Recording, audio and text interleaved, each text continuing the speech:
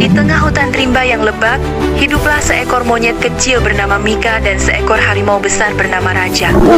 Awalnya, mereka bermusuhan.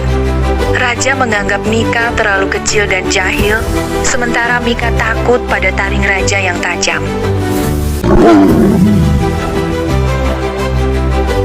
Suatu hari, terjadilah kebakaran hutan. Mika terjebak di antara api yang berkobar.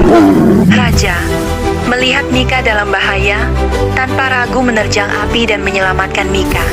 Sejak saat itu, rasa takut dan permusuhan mereka sirna, tergantikan oleh persahabatan yang kuat.